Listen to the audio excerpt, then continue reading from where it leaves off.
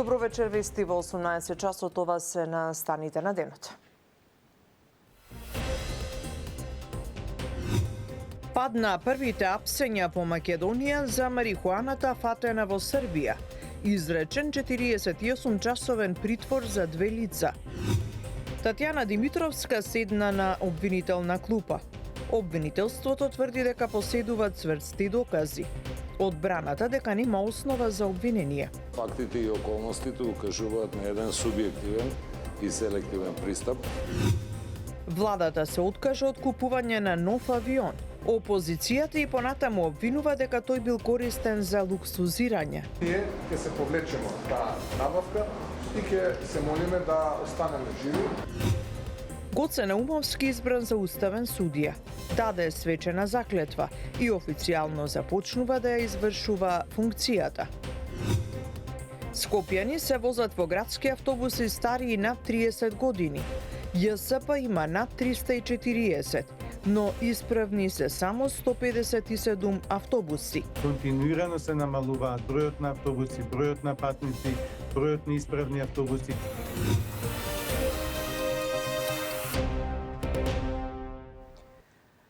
Четириесетиосумчасовен притвор за две лица поврзани со запленетите 5 тони марихуана во Србија. Од обвинителството за организиран криминал и корупција наведуваат дека постојат основи на сомневање дека лицата преземале активности поврзани со запленетата дрога. Барањето за нивен притвор од обвинителството експресно беше прифатено од кривичниот суд. Деталите од Сања Трајковска-Ставров. Две лица кои се сумничат дека превзимале активности поврзани со запленетите 5 тони марихуана во Србија се зад решетки, но за сега само на краткотраен притвор од 48 часа, потврдија од обвинителството за гонење на организиран криминал и кривичниот суд.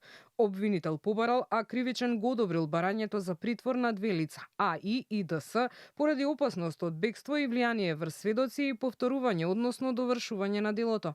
Како резултат на преземените действија и анализата на прибраните информации и докази постојат основи на сомнение дека лицата преземале активности поврзани со запленетите 5 тони марихуана во Република Србија, поради што јавниот обвинител достави образложен предлог за определување на краткотраен притвор. Барањето за определување на краткотрајниот притвор е со цел обезбедување на лицата и овозможување на доволно време на јавниот обвинител за преземање на неопходните процесни действија и донесување соодветна одлука за понатамошно постапување. Премиерот Христијан Мицкоски повика на трпеливост, посочувајќи дека се зголемува бројот на лица кои се замешани, а вината ја лоцираше кај претходната власт, која, како што рече, својата економска политика ја темелела на производство на дрога. Да почекаме, ќе споделиме многу брзо со јавноста како е, што е, кој е, каде е и така натаму, бидејќи се отвараат нови аспекти, нови перспективи, се зголемува бројот на лица кои што се замешани, се отвараат нови позиции, нови агли на кои што се наблюдува целата оваа историја, така да бидеме трпени. Министерството за внатрешни работи покажа дека е прилично транспарентно, така што верувајте дека ќе ви исполни. Опозицијската СДСМ пак обвинува дека скандалот со марихуаната води до врвот на сегашната власт. Оттаму преку соопштенија порачаа дека тоа што досега нема одговорност за најголемиот наркоскандал во Македонија и во регионот, може да биде возможно само ако скандалот води до врвот на власта која што се обидува да го заташка, стои во соопштенијето. По запленетите 5 тони марихуана во Србија и во Македонија се спроведе акција од страна на обвинителството и МВР, при што беа одземени над 40 тони марихуана. Одржано подготвително рочиште за случајот со поранишната председателка на Државната комисија за спречување на корупцијата Татјана Димитровска, обвинета за оддавање службена тајна. Според обвинителите, обвинението се темели на цврсти докази. Од одбраната пак порачуваат дека нема основ за обвинетата против поранишната прва антикорупционерка. Рочиштето го следеше Дејан Трајковски. Поранешната прва антикорупционерка Татјана Димитровска седна во обвинителната клупа на подготвителното рочиште. Се товари за оддавање на службена тајна на обвинетиот Небојша Стојановиќ во предметот адитив, односно му откривала информации за поведени постапки, отворање на предмети против обвинети лица и дека се проверуваат неговиот имот и семејство, како и за компјутерски фалсификат, дека му дала на колега ревизор кориснички информации за во нејзино име да полага за сертификат за класифицирани информации. информации. Обвинителите велат дека имаат доволно докази за предметот, од кои клучните произлегуваат токму од телефонот на поранешната председателка на антикорупцијска. Откако се впуштиме во фаза на обезбедување на докази, прибирање податоци, се сметавме дека реално тоа представува доволен корпус за така и неизе, односно во незините битија се содржани елементите на кривичното дело за кои што се товари. Клучниот доказ е екстрахирањето на електронскиот уред, тоа е телефонот, каде што има доволен број на докази. Има и други материјални докази кои што се доставени до судот, се во насока да го докажеме, односно да ја докажеме нашата теорија.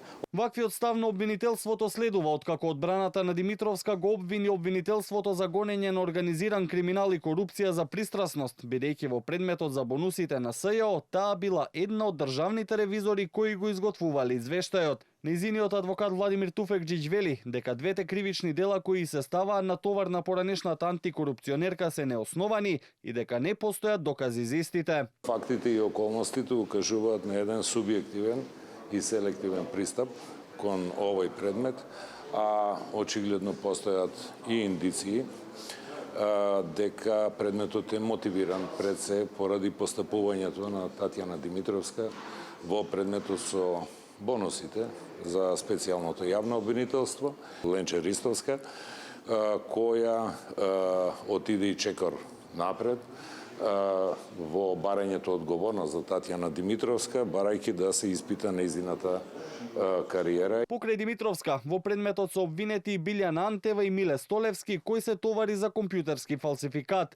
Инаку предметот адитив во кој се обвинети 31 физичко и 5 правни лица, а од кој произлегува и ово обвинение, меѓу другото се однесува на злоупотреба на јавни набавки на јаглен за потребите на државните електрани. Исто така перење на пари, злоупотреба на службената положба и злосторничко здружување. Небојша Стојановиќ, кому според обвинителството Димитровска му откривала службени тајни, е поранешен директор на ТЕЦ Неготино. Со 63 гласа за, 7 против и без ниту еден воздржан, собранието го избра Гоце Наумовски за нов уставен судија.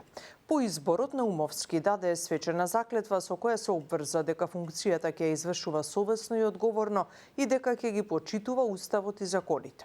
Изборот на Наумовски следува откако професорката Јатранка Дабовиќ Анастасовска во декември лани поднесе оставка од функцијата поради здравствени и лични причини.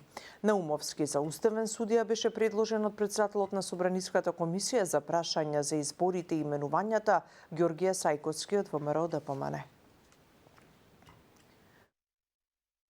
На господинот Гоце Наумовски могу честитам изборот за судија на Уставниот суд од име на сите пратеници од моје лично име. Има посакувам успех во работата.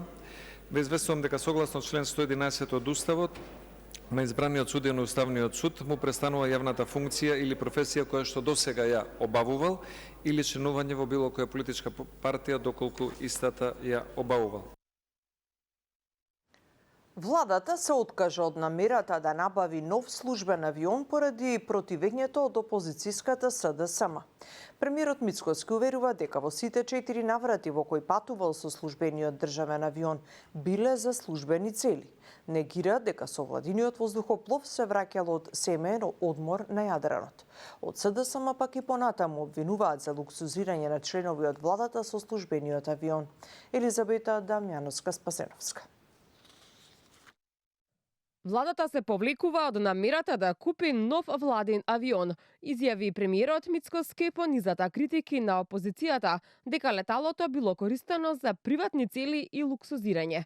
Вели, иако експертите предложиле набавка на нов авион, кој би се користел и во хуманитарни цели, владата крева раце од набавката, откако, како што вели Мицкоски, опозицијата првично дала, а потоа ја повлекла поддршката. Ние ќе се повлечеме од таа набавка и ќе се молиме да останеме живи, доколку се урнеме некаде и доколку починеме, тогаш предпоставувам дека ќе им стане јасно на сите дека оваа дебата за некоја идна влада и за некои идни премиери е одвишок и дека е беспредметна. Откако опозицијата го обвини премиерот дека владиниот авион го користел за лични потреби, тој денеска едно по едно ги наброја сите 4 дестинации на кои го користел, кон Будимпешта и Загреб. Патувал со комерцијални летови, но поради неодложни обврски, авионот во двата случаја дошол да го врати назад, вклучително и кога користел 4-дневен одмор во Хрватска. Леталото го користел во два правци за време на посетата на Белград и Тирана, а најави дека со истиот авион во јуни ќе оди во Подгорица. Претходно денеска опозицијската СДСМ обвини дека владата планирала за нов авион да одвои 100 милиони евра, наместо, како што рекоа, за плати, училишта и болници. Велат нема одговор колку чинело луксузирањето на Мицкоски со владиниот авион и кој бил со него. Луксузирањето на Христијан Мицкоски врз грбот на граѓаните и летањето со владин авион на Јадранско море го откри неговото вистинско лице и лицето на неговата расипничка власт. До толку се опиени од моќта, од аздисаноста, државата ја сметаат за нивна приватна собственост, шанса за бизнис и уживање, а граѓаните за поданици кои се тука да им го плаќаат луксузот. Најавите за купување нов владин авион започнаа уште лани, а се интензивираа неодамна, кога и директорот на службата за општи и заеднички работи Томовски повтори дека набавката на нов авион е неопходна.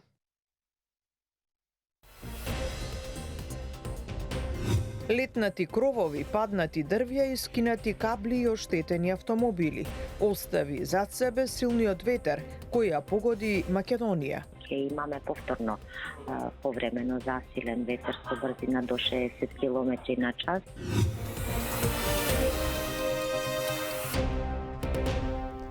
Земјава испраќа нови амбасадори во Лондон, Хаг, Токио, Копенхаген, Тирана и Софија, како и во седиштето на НАТО во Брисел.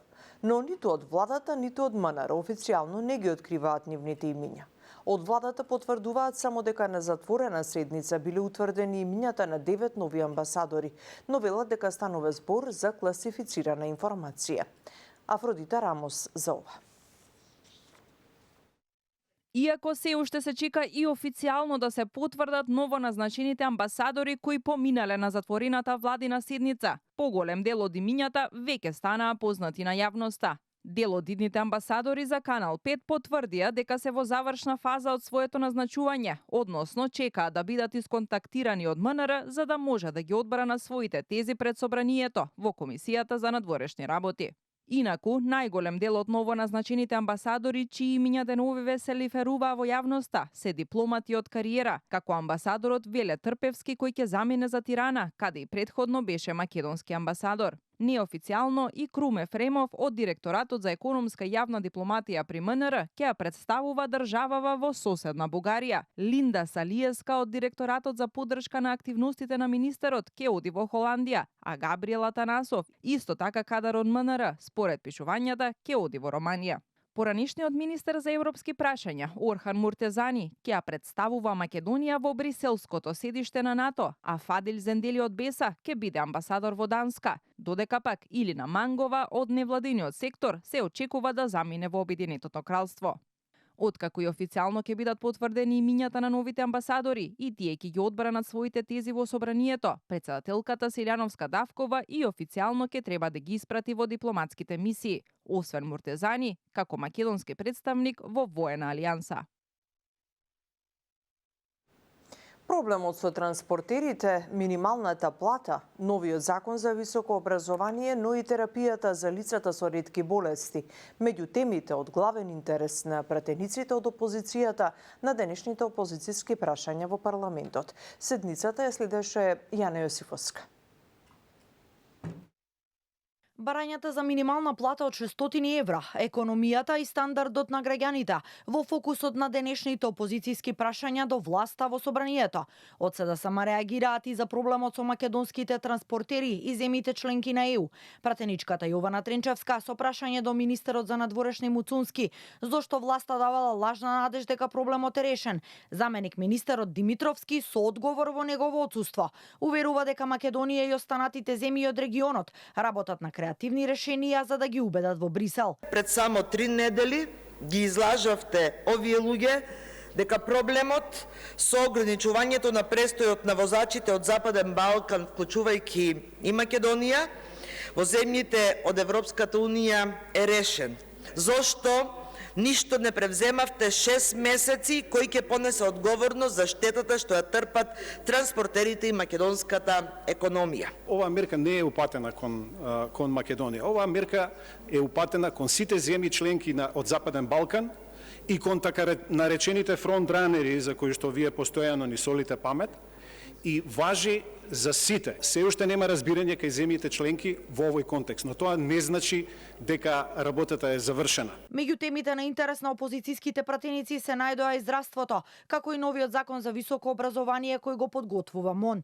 Надлежните министри уверуваат дека лицата со ретки болести ќе имаат соодветна терапија, додека новите законски решенија за високо образование ќе доведат до повисок квалитет без да се навлезе во автономијата на универзитетите. Во предложениот закон зборот влада се споменува 30 пати, зборот министерство 42 пати, а министер 44 пати. Се разбира, во сите примери станува збор за мок што им се дава на овие именки да одлучуваат за прашањата за кои во нормалниот свет одлучува академската заедница.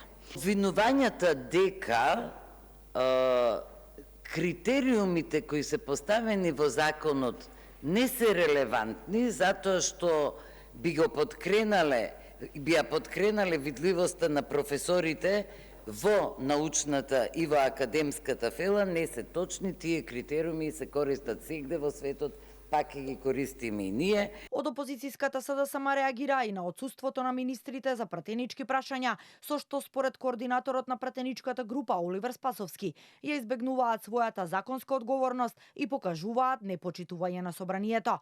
На почетокот од денешната седница, собранието ги констатираше оставките на председателот на Регулаторната комисија за енергетика Марко Бислимовски и на членката на антикорупцијска комисија Цвета Ристовска, кои поднесоа оставки од функциите.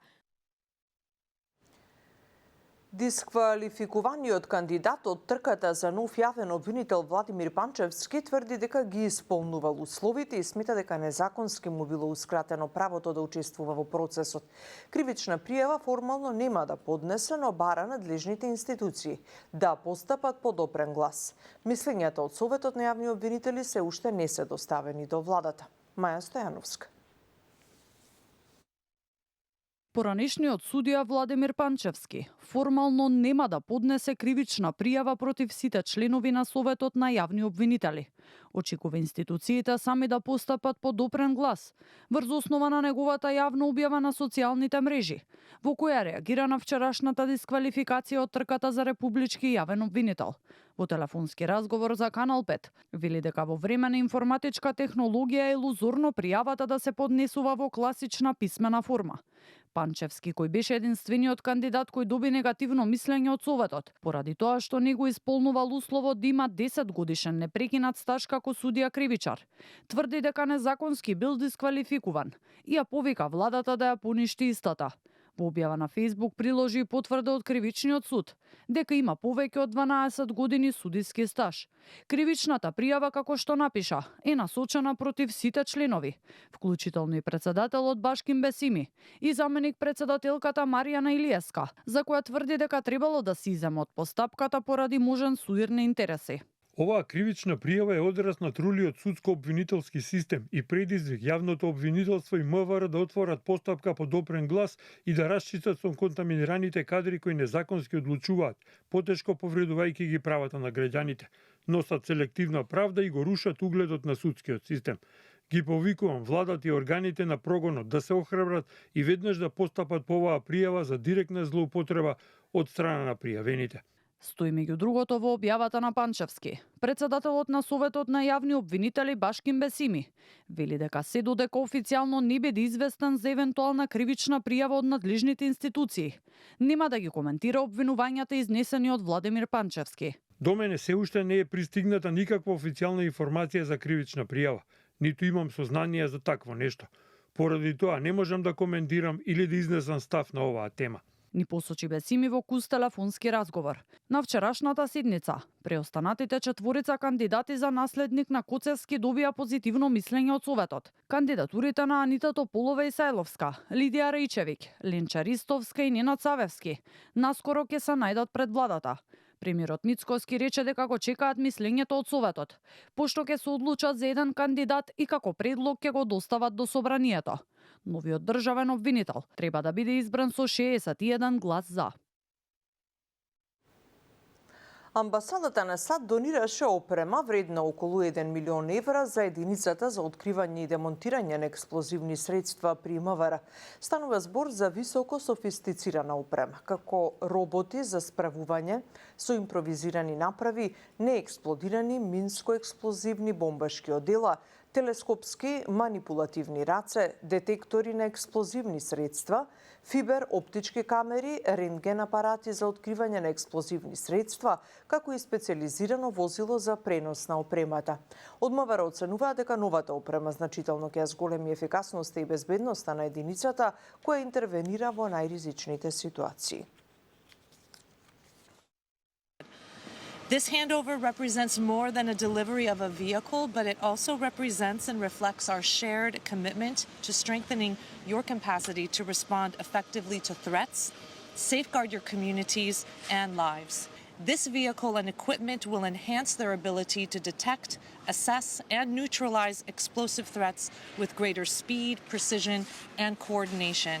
Покажуваме дека нашето стратешко партнерство со Соединетите Американски држави навистина е на едно одлично ниво.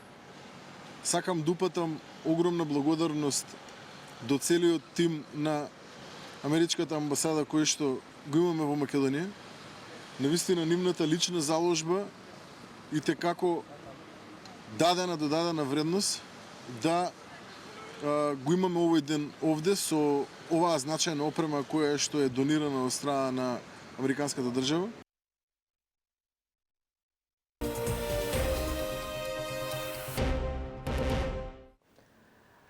Летнати кровови, паднати дрвја и скинати кабли и оштетени автомобили оставија зад себе силните ветрови во студениот бран која зафати земјава. Од општините и од град Скопје посочуваат дека се санираат штетите, а од УХМР најавуваат дека силен ветер ќе дува и во наредните неколку денови. Повеќе на темата од Јорданчо Цветановски. Паднати дрвја, оштетени автомобили и откорнати кровови на објекти. Состојбата со поплавите низ земјава се стабилизира, но нови проблеми направи силниот ветер. Во текот на вчерашниот ден и денеска имало 9 паднати дрвја во Скопје, дел од нив оштетили автомобили. Екипите на паркови и зеленило и општинските служби и денеска ги отстрануваа паднатите дрвја низ главниот град, каде освен материјална штета создали и прекин во сообраќајот на некои од улиците. Се расчистуваат остатоците од паднатите дрвја низ Скопје. Причината е само материјална штета и за среќа нема повредени лица. Од град Скопје соопштија дека обештетени ќе бидат граѓаните кои претрпеле штета поради паднати дрвја што се во надлежност на градот. Градот Скопје ги обештетува граѓаните во случај кога штетата е предизвикани од дрвја што се во надлежност на градот, со јасно утврдена процедура. Сакаме да потенцираме дека надомесна штета се исплаќа исклучиво кога станува збор за јавни површини и градска надлежност. Градот нема уврска да исплати оштета за случаи што се во надлежност на општините, за приватен имот, како ниту за оштетување на возила кои биле непрописно паркирани. Во Гевгелија пак синоќа за влакно била избегната несреќа, кога пред полнок се откорнал покрив од средното училиште Јосиф Јосифовски. Како што не информираше градоначалникот Антон Сарамандов, екипите веднаш излегле на терен и се преземаат активности за решавање на проблемот со покривот, кој како што вели и во 2017 година по слично невреме бил срушен. Денеска немаше настава во ова училиште, а надлежните се надеваат дека учениците за брзо време ќе се вратат во училишните клупи. Инаку од УХМР информираат дека до крајот на неделата ќе се задржи ветровито време. Во текот на утрешниот ден, особено долж по Вартарието во Пелагонискиот регион, ќе имаме повторно повремено засилен ветер со брзина до 60 км на час од јужен правец. Ветровито ќе биде и во следните денови, во петок и во деновите од викендот. Во петок се уште ќе биде јужен ветер со максимална брзина и до 70 км на час, а во деновите од викендот северен ветер. А токму поради засилениот ветер, надлежните служби апелираат граѓаните да не ги паркираат своите автомобили под дрвјата со цел да се избегнат несакани последици. Низ скопските улици возат градски автобуси стари по 30 години, а половина од автобусите со кои располага ЈСП се неисправни и не сообраќаат. А бројот на патници за 10 години е намален за 30 милиони, покажува истражувањето на Центарот за граѓански комуникации. Токму утрово расипан автобус на ЈСП го блокираше сообраќајот во Центарот на Скопје. Здравко Димитров за ова. За 10 години ЈСП останало со 30 милиони патници помалку. Ова го покажува истражувањето спроведено од Центарот за граѓански комуникации. Во 2015 година се возеле 52 милиони патници, додека во 2025 година бројот на превезени патници паднал на 22 милиони, кога бројката на функционални автобуси била намалена за двојно. Еден за препастувачки факт е што во последните 10 години континуирано се намалуваат бројот на автобуси, бројот на патници, бројот на исправни автобуси и така натаму. Помалиот број автобуси и постари автобуси на еден начин ги одвраќаат луѓето од користење на јавниот сообраќај, да чекаат подолго време, да не стигнат на време каде што тргнале на работа или на по било која друга потреба. Внатре има секако гужва во автобусите, стари се автобусите веќе, така што еве сега со дождот имавме и некои прокиснувања во некои автобуси. На социјалните мрежи често се објавуваат видеа и слики од автобуси кои се расипуваат или имаат други дефекти. Ваков случај имаше и утринава на социјалните мрежи за расипан автобус во близина на градската болница во Центарот на Скопје, а граѓаните мораат да чекаат да дојде сервис служба за да го поправи.